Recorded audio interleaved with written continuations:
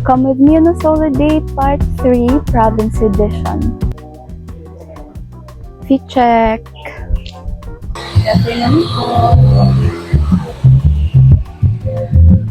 Isang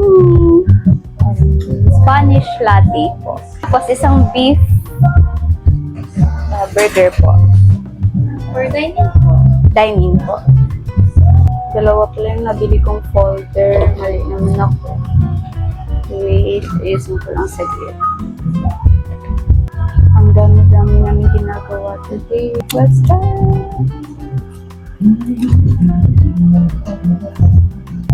Sarap guys. Dream ko before maging professional mukbangers. Ngayon nagbago na. Nag-aasikaso ko ngayon ng scholarship application ko. And I'm praying na sana this time makuha. Kasi hindi ako pasok sa TES at sa CHED. The best yung party nila. Sobrang laki guys. Ang tagal kong hindi nakapag-vid ngayon.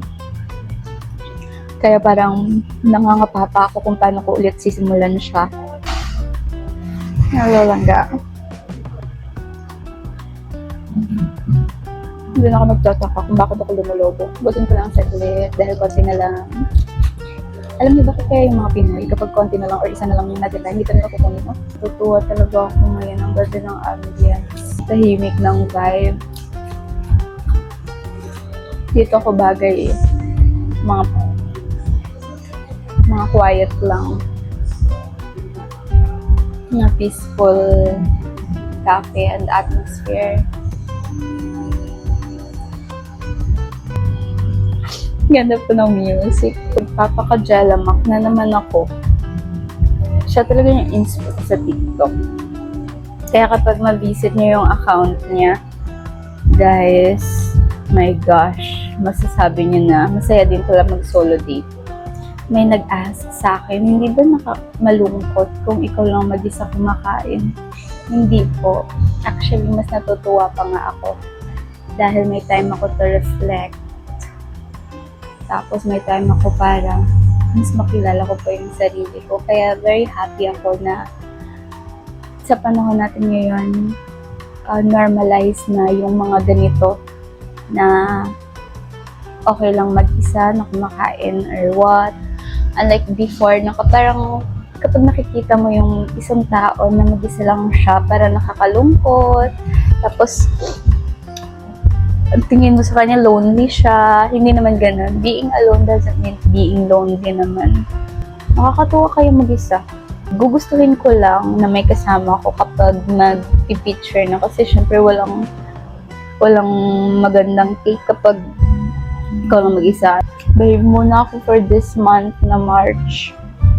I have no gala. Nakamahal ng gasolina ngayon. Grabe.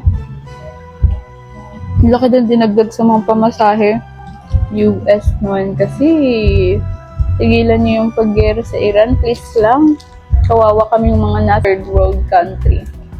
Konti lang. Naubos ko na siya. Yes! It takes a lot of courage talaga to speak in the public. Gusto ko mag-start ulit ng a day in my life po. Kaya lang, yung nangyari, na-delete ko yung CapCut ko. Kaya, na-delete din yung mga templates na nakasave doon. So, baka mag-iba pa ako ng intro ng design. Kabigay.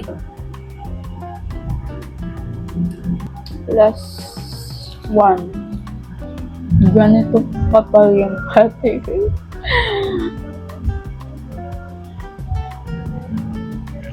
Sobrang kapal. Feel ko ang takaw-takaw ko. Plus 1.